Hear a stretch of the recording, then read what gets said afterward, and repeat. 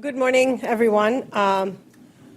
Welcome to Yale for the closing workshop of the Understanding the Nature of Inference project. I am Priya Natarajan, an astrophysicist jointly appointed in the Departments of Astronomy and Physics at Yale, where I also serve as the current director of Yale's flagship interdisciplinary Franke program in Science and the Humanities. As you are all probably aware, this is an intellectual experiment. Although David Kaiser just reminded me, the likes of him and me should not be left to do, well, near any experimental equipment, but real material equipment. So this is an experiment in crossing boundaries, real and imagined, amongst intellectual disciplines that are often unfortunately siloed and do not speak to each other. And it's an experiment in learning new languages and metaphors, as well as new ways of thinking, probing, and understanding a really complex world. It has probably not escaped you all that even the terms causal and inference, to say nothing of causal inference, means something completely different in each of our disciplines. At Yale, we decided to take on this challenge and explore how we could talk and have a fruitful exchange of ideas that disrupt tired old ways of thinking and open up new arenas for interdisciplinary engagement. So here we are. So our project thus far has focused on deeply examining the process of inference, of cause and effect across disciplines, and our motivation has been to understand this process using various kinds of evidence and data, conceptual modeling, and simulations as proxies for controlled scientific experiments. At this workshop, we have assembled an extraordinary group of scholars, experts across different intellectual fields, ranging from epidemiology, anthropology, cosmology, genetics, computer science, mathematics, to name a few, as well as philosophers of science who study the nature of inference and causal relationships. We look forward to exploring the various kinds of conceptual frameworks used to distill the role that modeling plays in aiding the disentangling of correlation and causation, which is one of the fundamental open questions in epistemology today, this distinction between causation and correlation, particularly amplified in the data of big era, AI, machine learning, and so on. So the production of new knowledge is inevitably linked to the understanding of cause and effect and the underlying principles, if any exist, that is, that map between them. And the study of causality lies at the very core of all scientific inquiry. Sifting out causality is also imperative when predictions for future behavior of complex systems under investigation are sought. There are many approaches to studying causation, which we will get a glimpse of in the next 2 days, including probabilistic, manipulative, counterfactual, and structural ones that invariably comprise a set of tools, very powerful tools, that will help us discriminate between causal connections and mere statistical associations. Our multidisciplinary project thus far has included a colloquium and a post-colloquium discussion series, and this workshop is a culmination of various themes that we have engaged with over the course of the last 2.5 years. Our work is supported by the Franke program in Science and the Humanities at Yale, the Kemp Fund at Yale, and the John Templeton Foundation. I would like to thank our entire core team, Dr. Ty Camp, the executive director of the Franke program, for guiding all our activities thus far and helping us shape this 2-day workshop. I want to give a special shout out to Larry Gladney, our Dean of Science, who is here in the audience. Thank you so much, Larry, for coming. And I want to thank all our invited speakers, some of whom have traveled far to be here, and for generously sharing their ideas, being open to sharing ideas with a cross-disciplinary audience, and pretty much say thank you to everyone in the audience for participating in this interdisciplinary adventure. I'm really excited and look forward to learning from everyone over the next 2 days.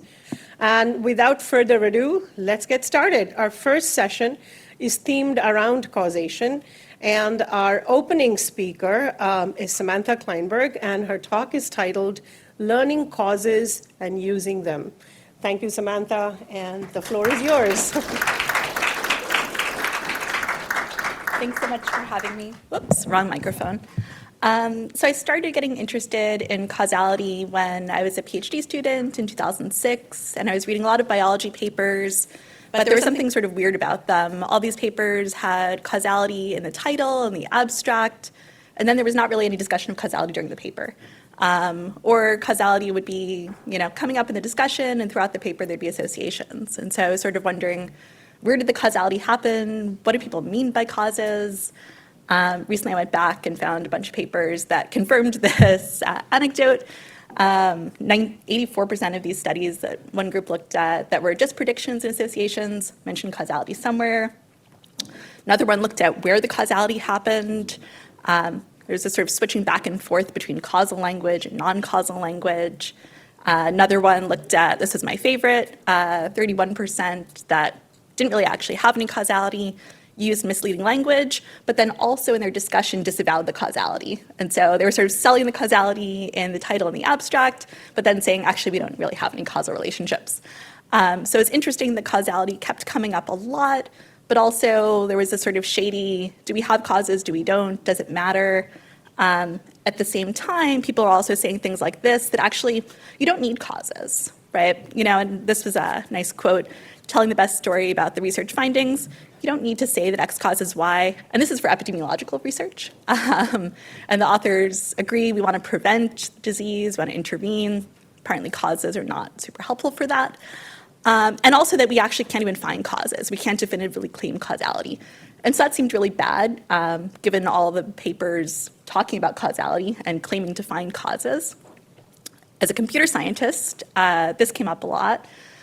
People saying, don't worry about it, right? If you're trying to make predictions, who cares why they work? You only need to know that your prediction does work.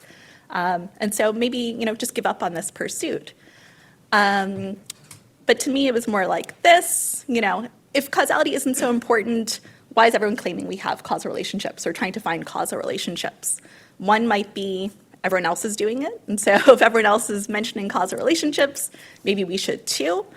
Or there's some value in causal relationships, right? The same reason people lie on dating profiles, right? You lie about things that you think other people care about, or that might make you more appealing or make your research more appealing, right? And I think it's kind of the second one, that there is some value in mentioning causes, and so that's why people talk about them and maybe exaggerate their findings. So I was a computer scientist. I guess I'm still sort of a computer scientist at the time because computational biology rejected me. So my PhD was computer science. And so I thought, okay, what do computer scientists have to say about causality? And this is what that looked like. And so this was causality in computer science in 2006. It was Bayes nets, and they were generally very simple. It was, you have two variables. How do we find causal relationships between them? It wasn't super satisfying for me because I was interested in problems that looked like this. This is an actual patient in the neuro ICU at Columbia, where I've collaborated with people since 2010. It's a super complex environment. There's lots of things measured. This is an advanced ICU that actually stores all this data. Other ICUs don't, and so you just happen to see things streaming by in real time. Maybe a nurse writes down some of the variables, numbers, maybe they don't. I work with other ICUs where records are still kept on paper and scanned in as PDFs. And so this is actually, cutting edge. But it's a really complex decision-making problem, and there's this tension between this is what reality looks like for this problem, and then we have our Bayes net with our two variables, and no timing or complexity or interactions between these variables. But talking to the doctors, it did seem they did want causes. They weren't going to be satisfied with predictions and just knowing, this is what's going to happen to the patient. I also work on decision-making problems where patients are making choices, like in diabetes. It's not the doctor helping you manage your blood glucose every day. It's you as an individual having to do that. And again, people don't just want predictions. And so I was satisfied that, yes, they actually do want causal relationships. They don't want to know. There's been a huge history of alarms in ICUs, and usually that's what the computer scientists come along and provide. There's alarms. Lots of bad things happen in ICU. Can't do anything about a lot of them. And so the doctors and nurses get alarm fatigue and start ignoring the alarms. And then what ultimately happens is they ignore ones that they should have listened to, and in bad cases, patients have died as a result. because most of the alarms are not actionable, and we're not actually providing causal information. Why is this happening? And most importantly, what can we do about what's happening? Nevertheless, some computer scientists have actually doubled down. Not only do we not need causes, we don't actually really need doctors either. So this is my favorite from Jeff Hinton in 2016, saying, you know what, just stop training radiologists. It's just completely obvious. In 5 years, deep learning is going to be able to do better. It's going to get more experience. And then he sort of walked it back and said, well, okay, if you're like a radiologist, you're like the coyote who's looked over the edge of the cliff but hasn't looked down and doesn't know there's no ground under him. He acknowledged maybe we need some radiologists, but we have enough already. We don't need to train more. And so, I don't think any of us want computers giving us diagnoses. But even so, this idea that learning from data and experience is all you need, we've actually seen that's totally wrong, right? And so there have been lots of cases of radiology has been a really popular application area for deep learning. And there's a nice, really quick cycle of hype and then the antidote to the hype of, as we learn, deep learning is better than radiologists, and then a week later, actually, no, it's not. So this is an example of one of those papers where it's trying to predict pneumonia. And then the numbers on the left are showing how important these different areas of the X-ray are. And then a sort of weird one is in the upper left, you see there's a 1 next to portable, because the algorithm thinks it's really important that you used a portable scanner, and that's going to help me predict whether this patient has pneumonia or not. And so it's using features that are totally inappropriate, not useful at all, have nothing to do with the patient's diagnosis or not, and that was a mistake that a radiologist would absolutely never make, right? A radiologist is not going to look at that information at all because they understand which things are actually meaningful for the disease or not. Another fun case was Google flu. So Google was using people's search keywords to predict cases of the flu, track cases of the flu over time. And they were doing it actually better than the CDC for a while. So people got very excited. You can figure out how much flu is in the area based on searching for symptoms and treatments and things like that. And then what happened afterwards was suddenly Google is predicting twice as many cases of the flu as there actually were. And then now we know more about Google flu as a failure. My favorite thing about this is the quote I showed you about prediction and not needing to know how things work.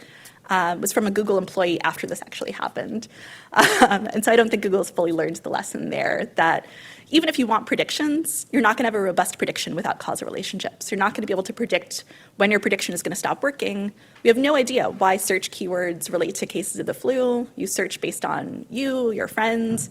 Maybe you've heard about Google doing this, and so you search also. That changes your behavior. We have no idea. And so even just for prediction, which has been the thing that most computer scientists try to sell you on without causal relationships, we need causals.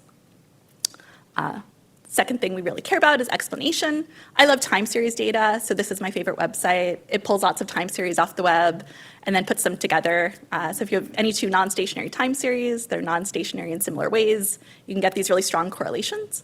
A lot of them involve cheese for some unknown reason. Actually, I gave a talk and showed this, and one person was like, no, I think this actually is causal. They're eating too much cheese, and then they're falling asleep, and then they're actually suffocating because of all the cheese consumption. And so that was enjoyable. But we can make these stories, right? I have another one. Any two exponential time series look really similar. Starbucks stores and autism cases follow the same trend. I could also say use of cell phones and autism cases probably follow a similar trend, right? There's nothing causal there, but because these have a similar trajectory, you can make a story, but we don't fully understand them unless we understand, oh, these are just, the cause here is time, and they're changing in similar ways over time. Control is probably the most useful and interesting thing. Sometimes it's linked with explanation. So this was a case where we used simulation to understand causes of singular events. And so the bold line shows a person's glucose over time. The two rises, the first one is after a run, and then the later one is after lunch. But we can go back and ask questions. What happened if the person didn't go for a run, or didn't have lunch, or had a smaller lunch?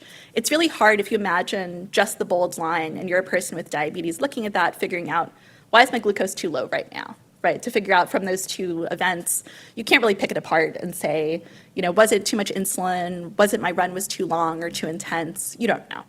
But we can go back with simulation and say, actually, in this case, it turned out it was the two events together. Each one individually wouldn't have led to glucose that was too low. It was only the combination of the two events. And so now, once you have that information, in the future, you know, this is how I should change my insulin or change my activity or change my lunch, right, to avoid hypoglycemia.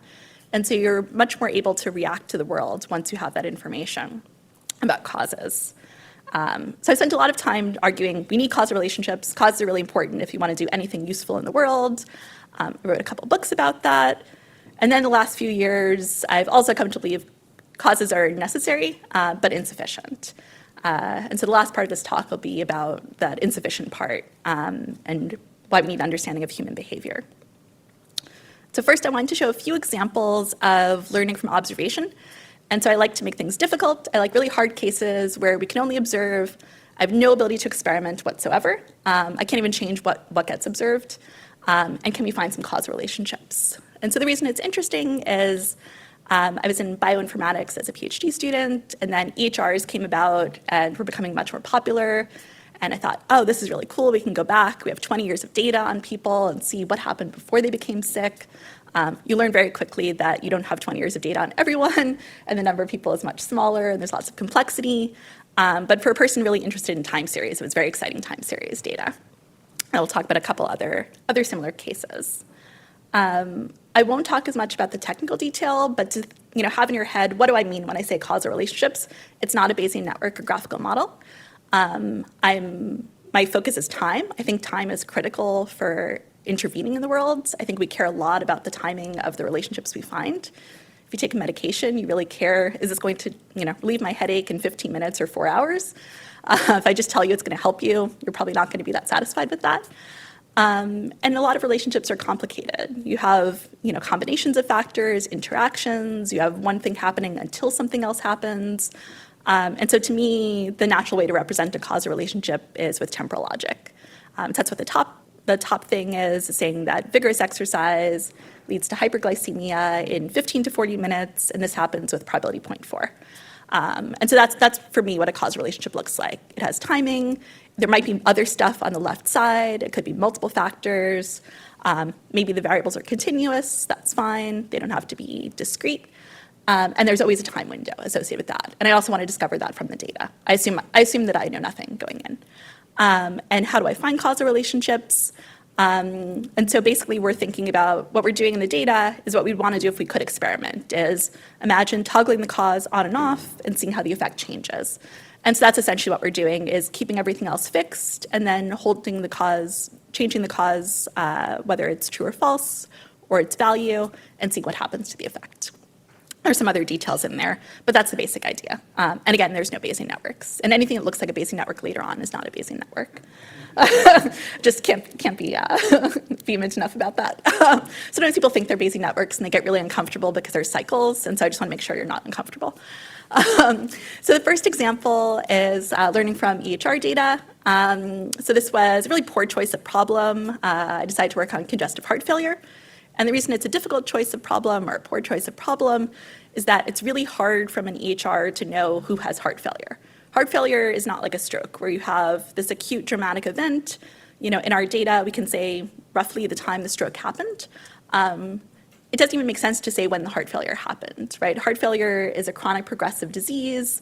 You have the worsening over time. There's not this key onset time. And then it gets worse in the background until at some point it's clinically apparent it gets diagnosed. And so really there's a probability of heart failure over time, and then at some point it becomes, discernible. There's not, a single piece of evidence in the record that tells you if a person has heart failure. You can look at diagnosis codes, you can look at medications, you can look at symptoms. After you do that, you see there's a lot of people who seem to have symptoms but aren't being treated, or seem to have treatments but no diagnosis of heart failure, and it becomes very messy. And so we did that. We found some ways to figure out who had heart failure, who didn't. This was data for about 30,000 people in rural Pennsylvania at Geisinger. We applied our methods. We learned timings from the data. This is what we find. DX means diagnosis. And again, the effect here is not actually heart failure, right? Because we don't know. We have no idea when heart failure happens. The effect is the diagnosis of heart failure. And what we're finding is these other things that are known, hypothyroidism, diabetes, being overweight, they're happening maybe 1.5 to 2 years before the diagnosis. Then it becomes really hard to interpret. You need a lot of background knowledge. So blood pressure is a notoriously noisy measurement in the electronic health record. We don't find high blood pressure. We find being on a medication for high blood pressure because that's less noisy, and it's a much better indicator of whether you have high blood pressure. The same thing, urinary symptoms, that's a symptom of heart failure, frequent nighttime urination, and that's what we find is the most common code here. And so what happens is we're finding people, it's not that the symptom is causing heart failure, that'd be crazy. The symptom is happening about 8 to 11 months before the diagnosis of heart failure. But it's really hard if someone just gives you the data, you would have no way to interpret this and know what's happening. We repeated this with data from Columbia, which was much messier. It was mostly text data. It's really hard to get time from text data. And so we find a lot of things with medications because the medications were stored in a structured way. And it's much easier to find the person taking insulin versus they were diagnosed with diabetes. And so instead of finding the diabetes or thyroid problems, we find the medications for those diseases. So there were some successes there. I moved on. I thought, well, this was hard because we don't really know what's happening in between the times you see a doctor, but you have a couple visits a year, maybe, and then what's happening when you're at home. Chronic diseases are interesting because, one, the main things are happening outside the hospital. If you have diabetes, your doctor is not there with you every time you have a meal or exercise saying, here's how much insulin you should take to adjust for that, right? You have to figure that out, and you're making decisions all day long about that. Also, the data we have is not, research-grade sensors. It's things in the real world that become a lot more uncertain. So just give a sense of that uncertainty. Key measurement for people with diabetes is glucose, to blood glucose, which test with a finger stick, or now there are sensors that can measure glucose sort of continuously, get a measurement every 5 minutes. But they're called continuous. However, the standards for these devices are pretty lax. So if you have a value of 150, maybe it's low, maybe it's high, we don't really know. Hypoglycemia, so glucose that's too low, can be really dangerous. If your glucose is 70, that's that's low end of normal. But we don't know. Based on the error rates, could be 60, could be 81. And that's according to the FDA standards. Studies have shown that a lot of devices don't actually meet those standards. And so it's a really challenging problem for causal inference. If you want to think, how do I find causes of hypo or hyperglycemia? I can't actually trust my measurements. If your value is 69, probably it's okay. I don't really know. So I had a small data set where we really couldn't throw away any data and say we're only going to take the values we're really certain about. So we incorporated uncertainty into our causal inference. And everything here is based on, it's data-driven. We're calculating probabilities in a frequency-based manner. And so I can just weight my inferences, right? So I can learn from some values more strongly than others. And this is what the data looked like. We had only 17 people over 3 days, so pretty small data. They wore a lot of different sensors. They were very active. They went rock climbing. They did all kinds of other stuff in their daily life. Sensors broke. That's what happens. And we wanted to find what are the causes of hypoglycemia. And it was only when we incorporated the uncertainty that we could find anything. If we didn't do that, we basically found if your glucose is high, it stays high. If it's low, it stays low. It's true, but not very interesting as a causal relationship. But once we incorporated, what's the probability that your glucose is high or low given this value that I've measured, now we can actually make this finding that intense activity does lead to high glucose in 5 to 30 minutes. So it was exciting, but this data set was missing one of the most important things for understanding glucose, which is meals. We didn't know anything about that. They were not recorded, or rather they were recorded, but not time-stamped. And so essentially not recorded. You can't use it if you don't know the timing.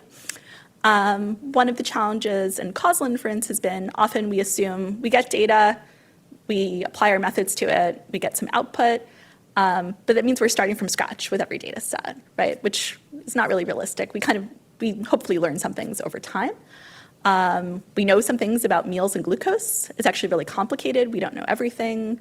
Fat, protein, all these things affect your glucose and interact with carbohydrates. But we thought we could incorporate some simple information. And so here we used knowledge of the effect of meals on glucose. We use that to reconstruct these meals. We won't talk about the details. But the key idea is using that we actually know something, and then importantly, we develop ways of figuring out when our knowledge doesn't apply, because you might learn something from one experiment and it doesn't apply at all to another population. And there we could actually find these other relationships. Now we found, moderate exercise has a different effect than intense exercise.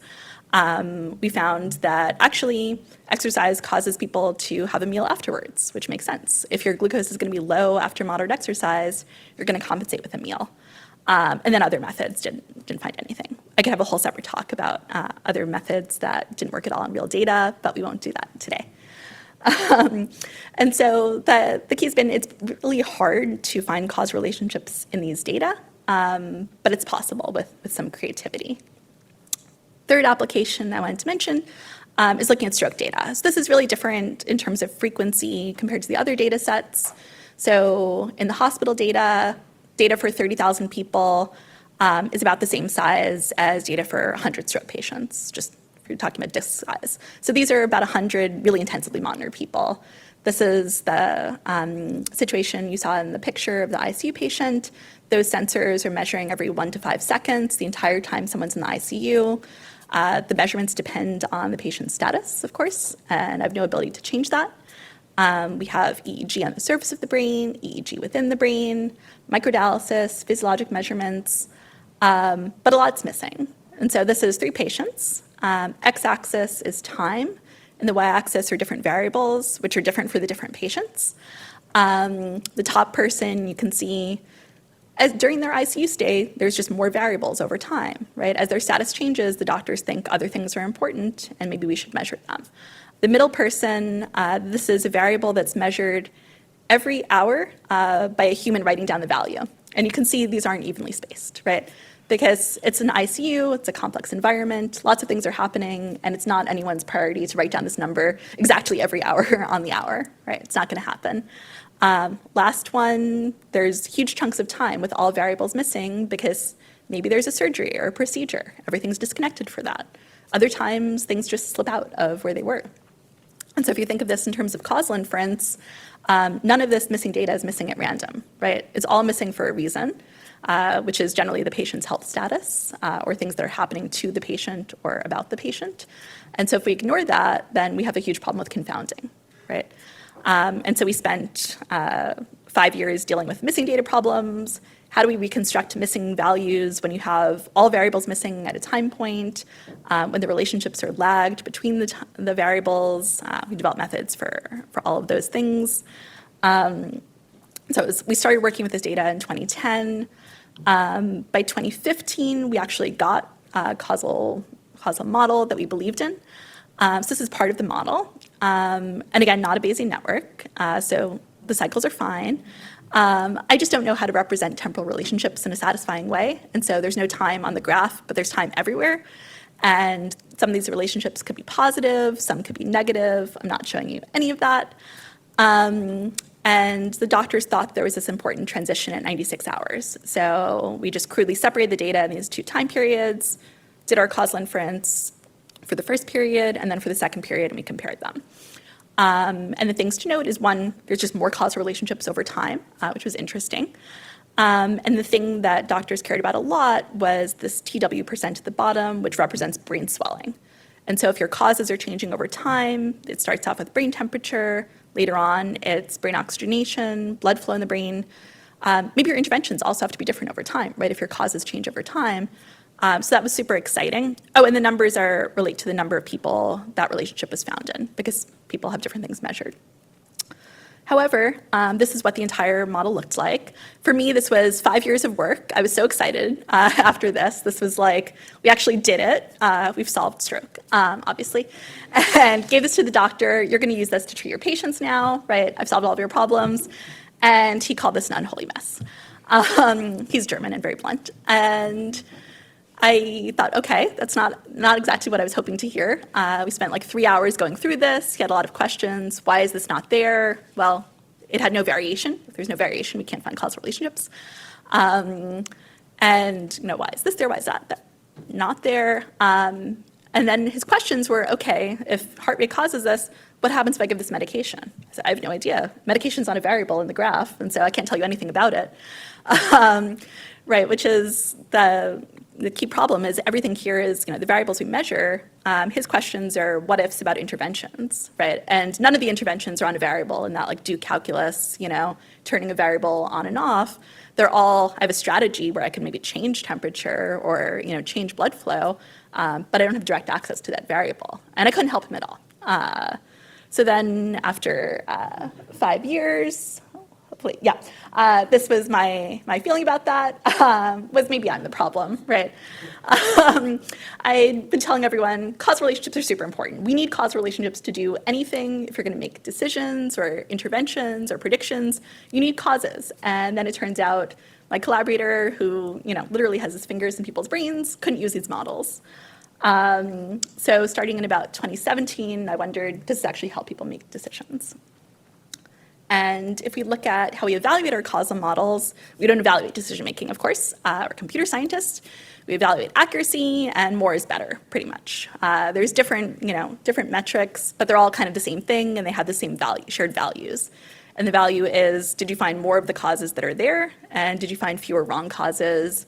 And maybe sometimes we care about how fast your algorithm runs or how much data it needs, but those are kind of secondary. It's really more is better, find me the most complete model you can possibly find.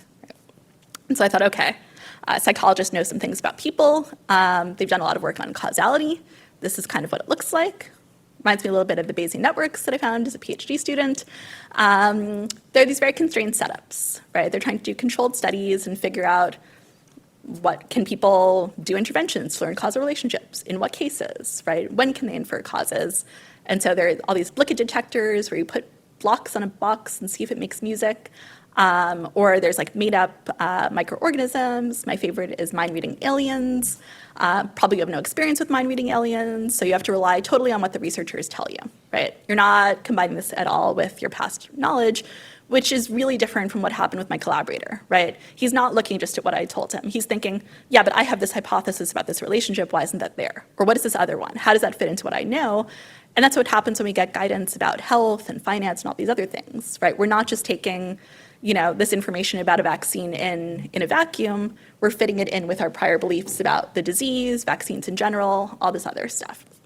So I started doing decision-making studies where people made everyday choices, and they were a little bit more realistic. So this was the first one that we did. We had a student. They just started college. They're adjusting to a busy schedule. She's trying to avoid gaining weight, but also wants to make friends and leave time for homework and studying. And so we showed people causal model, or the same model as just text, or no causal model.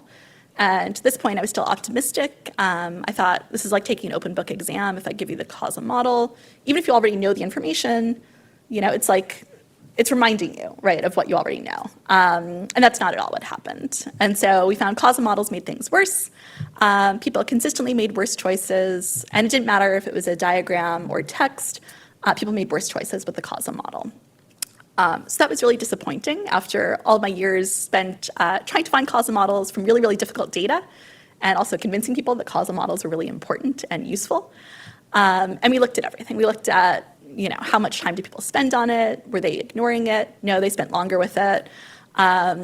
We did, again, maybe about 4 years of interventions of what if we show people how little they know? If we give them like quizzes or help them reflect on their knowledge, maybe they'll be more open to new information because they'll realize they actually need the information. It didn't work at all. People knew that they didn't know anything. They tried to use the model and they couldn't. And in all these cases, people were also doing these questions about aliens and robots and things like that, and they had no problem in those cases, right? They were totally fine when the question was about robots, but once it was about, saving for retirement or managing their diabetes, suddenly they were doing terribly on these questions. And also they were losing confidence as well. And so we measured how they felt about their decisions, and they felt worse about their choices with the causal model. So it was really quite bad. And so my mental model of how things were going to go was this at the start. I was like, you have this gap in your knowledge. I'm coming in with my causal model. I'm going to slot it right into that gap and, problem solved. And I think it was more like this, that you already have all these beliefs. I'm giving you information. It does not fit cleanly into these other things, and I haven't helped you figure out how to map it to what you already know. And so skipping ahead a few years, finally we have some positive results. So we'll end on a good note. What if we focus people's attention? And so it wasn't people's willingness to use the causal model. It wasn't that they didn't understand what a causal model means. They understood that perfectly well. We think that it was that they didn't really know which parts of it to use or how to combine it with their existing knowledge. And so we started doing studies testing that. So using either very complex model or giving people just the parts that were relevant. And so in this case, if you think back to the diagram I showed you before, you could use that for lots of different questions. And that's what we often try to create, right, is a general model. You could use it for many different purposes. We don't specifically tailor it to, this is one decision that you're going to make. Here's the right model for that decision. But what if we did, right? And so here we're showing people different parts of the model depending on the question that they're answering. And so that's why there are different models here. And some of them have cycles. Here, the dashed edges are negative causal relationships because it was based on a well-known diagram about obesity that used that similar format. That was a very complex model, but I won't show you that one. Questions looked very similar. Again, we have a person. They have some constraints. This one, they don't have that much time. They're concerned about their weight. And they have a few options. And again, the options aren't variables, right? It's not, increase carbohydrates or increase exercise. It's what exact strategy you're going to do, which is much harder and much more different, right? So he could do nothing. He could fast forward through commercials. He could get takeout or change up his recipes a little bit. So finally, we had some positive results. Turns out there was no difference between the simple and the complex diagram and no information. But simplicity, that turned out to be the answer. Giving people just the information they needed, putting blinders on them, led to better results.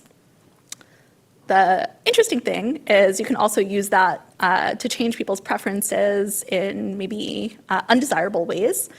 And so it's known that people prefer intervening on root nodes compared to internal or direct causes. And so we tested that with this causal chain. Seems a bit more sensible, or if you have a probabilistic model, it's mathematically superior to intervene on the direct cause, right? So you'd think, why not directly change someone's diet versus not watch as much TV so you're not exposed to food ads and then have an unhealthy diet because of the food ads. That's sort of indirect and could fail at different points. But when we showed people this model, then in this simple model, they picked the food ads more. And so you do have to be careful how you simplify the model.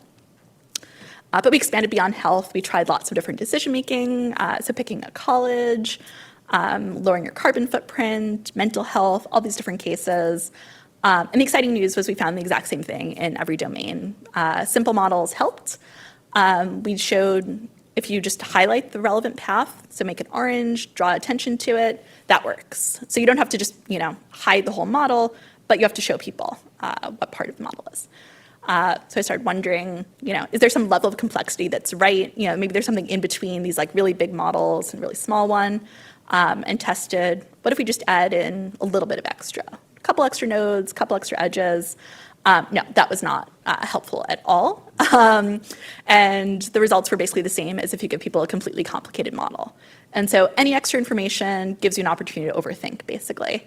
And so if you think of when you give your students exams and they have questions during the test about a question that you think was maybe very easy, they're overthinking, right? I have these questions. I gave an exam last spring, and the easiest possible question people had the most questions about for me during the exam. And they're like, well, what about this? Or should I, rely on my knowledge of calculus and all of that? I'm like, no, it really is. Just take it at face value. It's as simple as you think it is. And as you know more, you have more opportunity to overthink, right? And so leaving any possibility for that, people start, and we've done other studies where people describe their decision-making process, and they add in so much extra stuff that's not in the model. They talk about, their preferences about medications. It's really hard to take medications. Maybe they should start with this. If they develop a routine and they get a dog and they walk the dog, then this will happen. And then that'll solve their blood pressure, right? And so that's why you don't have the opportunity to do that when the question's about aliens and robots, right? There's no potential for coming up with these really convoluted stories. Still, you might think you have a PhD, probably, you know yourself, you like getting a lot of information, you would do better than people in the studies if I just let you choose how much information you want. And so we tested that, right? Instead of randomizing people, let them choose, and let them choose for each question. And so they would see, here's what all these types of information look like, and your next question is going to be about retirement or finances, how much information do you want? So a good fraction of people pick the simple diagram, which is the best choice, so that was good news. However, people don't know how much information they need. And people who think they need the most complicated information or no information at all are not right. Those numbers are almost exactly the same as when we randomized people. And simple diagrams, again, still had the highest accuracy. And then we had other data that was fun. It turned out that women did better in all information conditions than men. Also, people with less education did better, again, with the overthinking. The more you know, the more opportunity you have to come up with all these extra things, all these extra ideas, add information that's just not relevant and not useful at all to the diagram.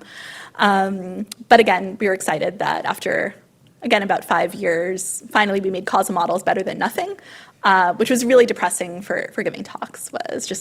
And for a while it was, we can make causal models as good as nothing, but not better.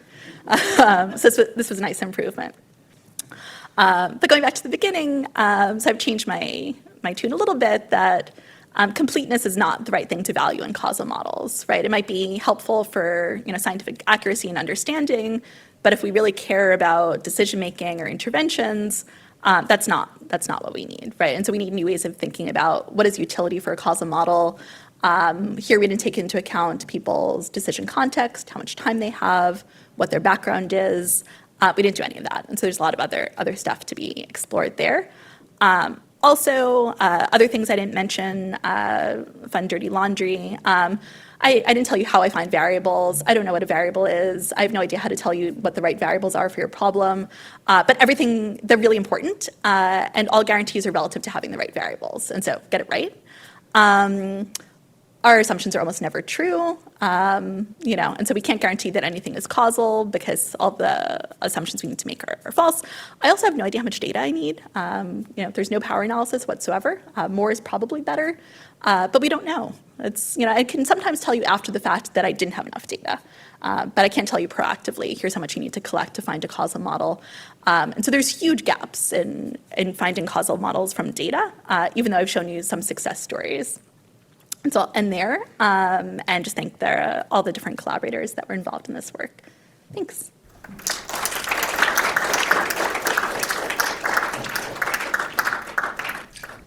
Thank you so much for giving us the unvarnished truth about causal modeling. So I just want to invite anyone who wants to speak to just press the button on the microphone and speak up. I'm happy to start with the first question. So I was really curious, how are you, so in the process of making those causal chains, are you marginalizing over prior information that people have? Or is prior information, is that really not part of the whole scheme? We haven't incorporated individuals' prior knowledge. We don't know. We've done other studies trying to just quantify someone's degree of knowledge about a problem, but haven't used that. We haven't made predictions, for example, about what would someone choose. We've done other work looking at where we got people's mental models. Another fun project is how do you know you got someone's mental model accurately? How do you evaluate mental models? That's been fun. But mostly what we found there was we couldn't change people's mental models. They had the same mental model before and after. Yeah. David, then Sham, and then Eduardo. Just very briefly, that was really fascinating. I have lots of questions. For the last main part of the presentation, where simple models were better all around, right? That's what I took, at least the message to be. Can you say a bit more? If I follow correctly, your team was trying to, at least in some instances, trying to build a more complete model and then work from there to simplify. Or am I forgetting? Well, we weren't working to. On all the health data, the goal was find all the causal relationships in the data. In the simple models case, we started with models that were in the literature on all these different topics and then simplified them for these different decisions. So my question really is, were there rules or strategies or rules of thumb in how your team made the simplification? I can imagine simplifying in all kinds of ways, and some simplifications might actually be less helpful than others. Yeah. So if there's a more complete model available, what's the decision tree to say, this is the simple model I'll now put in front of my people, and this will be more helpful or less helpful for what they need to do? That's a great question. For this, the simplification was very simple. The simplification was literally just showing the paths in the model that were relevant for that decision. And so we showed, if we know, for everything here, there was a right answer, essentially, which is another topic people sometimes are uncomfortable with. But if you think, like, what's the node that your answer should be targeting? What are the paths from that to the effect? And that's what we showed people. But I think an interesting idea is about how you abstract the model, right? And so I think that's sort of what you're getting at, is like, how do you collapse some of these paths into other processes or things like that? Here, we just didn't have the ability to do that for this. I think that's a future topic of how would you create those automatically. I think that's challenging. But if you have them in particular domains, it'd be interesting to test them. Your conclusions seem to jive very closely with the conclusions of fast and frugal heuristics research program of Gerd Gigerenzer and his research group at Max Planck Berlin. Is that a reasonable interpretation? Yeah, it's not inconsistent with that. And it's also similar to, I think, what we find with the people with more education and more knowledge, right? It's like when you ask the German students about capitals in the U.S., they pick the cities they've heard of, right?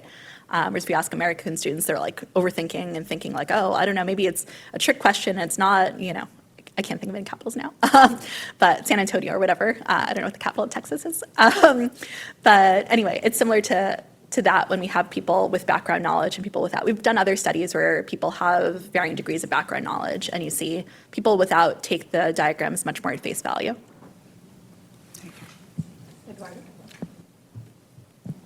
Thank you. Fascinating. I took so many notes of things that relate to what I'll be talking tomorrow. I have a very concrete question that I hope will be easy to address, and a second one that I just want to engage your thoughts. The first one is, did you say that blood pressure data are a mess in the digital records? Because as a patient, if there's one thing that I would imagine shouldn't be hard to keep track is it's not that it's hard to keep track of it. It's hard to keep track of most things. So if you want to talk about a real mess, we didn't use race and ethnicity because the data on that is too messy. It's not stored in a standardized way. And also because of copy and paste errors, you find errors in the same record where race is changing over time. And you think, I don't know what the correct value is. The blood pressure wasn't that. It wasn't that we couldn't extract the data. We could. It's that if you think what happens when you go to your primary care doctor and they check your blood pressure, there's time pressure, you're stressed out, right? It's just a very noisy measurement. And so its measurement itself is problematic, not the storage. That was a lot of other variables. And the other one that relates to what we were discussing before, that in your field, discipline different from mine, you have to make decisions, or at least you're informing people who make decisions. And towards the end, you were referring to how we don't really have power analysis tools for causal inference. But what I noticed, if I followed you well, that for very, very different effect sizes that you were reporting in the percentage of responses to the questionnaires or the tests you did, you are relying on statistical significance. But it seemed to me, if I followed it well, that there's probably a very, very clear sample size issue there, because very, very small effect sizes for the percentage of respondents were deemed significant, therefore may inform a decision. And towards the end, some of those much bigger, I'm talking 10, 15% difference in response rate, were considered not significant. I wonder how you're connecting this kind of, if we're going to rely on statistical inference, we may end up with making unwarranted recommendations on what to do. So, there are two parts. So for the psychology studies and decision making, we can do power analysis, and we have some idea of the effect size and how much. It's when I'm trying to learn a causal model from data, and the model might be complicated, and there's relationships over time, as all of these have. There's no way to figure out how many observations do you need. I don't know. It probably depends on the complexity of the structure. I don't know. We often don't even know what's the right level of time granularity, what's the right sampling rate, how fast are things changing, so we know how to measure them. I couldn't tell you, how many observations do I need of, if I have 10 variables or 50 variables, with certain density or whatever in the causal model. I can't tell you how many observations I need to be confident in the causal model. Whereas, like for the psychology studies, we can do that obviously and do pair analysis there. The point was for a different part. One final question before. So two questions. So one is, do you consider a possibility when you do your research that the real cause is not on the list? Even more so, it's not known. I mean, in the history of medicine, there are plenty examples of this. And the second one, I was wondering if you ever tried to convince a teenager, say, to take vitamins because they prevent, respiratory disease. Or, I mean, when I was buying a house, the building inspector told me that people buy the house in this way, and he was very experienced. They look at it, they like it or not, and then in retrospect, they explain why. Because I think, the psychology part of it, this would explain why, playing with aliens is perfectly explainable and modelable. But making decisions is very different. The more they are life, threatening, the more it is. Sorry, I forgot the first part now. Yeah, because the first part, the most interesting and most practical The question in variables, yeah. medicine is Yeah, the yeah. variable. Say, peptic ulcer, it was considered to be psychosomatic disease, and you can imagine how many models you can make on that, but it turned out to be a bacterial infection. But bacteria were not on the list. No, it's a huge problem, and I mean, in these cases, I can't do anything about it, right? In the hospital data, I can't change what's measured. I have some studies where I can, and so I've collected data during pregnancy, looking at stress and nutrition. I'm sure there are gaps, and then we also have things that we know are probably causal, but are too expensive to measure, and we can't measure No, them. but I mean, is there a possibility to see that the list that you consider is incomplete? It by itself would be a big finding. Say, these variables do not explain. Yeah, sure. And there are methods that purport to find unmeasured variables, though none have worked well in the tests that I've had. We can't confidently do that, I don't think, personally. And then on the second part, I haven't convinced teenagers of anything, but I did convince a student in my class and his father to quit smoking, because I use so many causal examples about smoking. And so that's my one success story of being able to convince people to make a decision from a causal model. Thank you so much again, Samantha.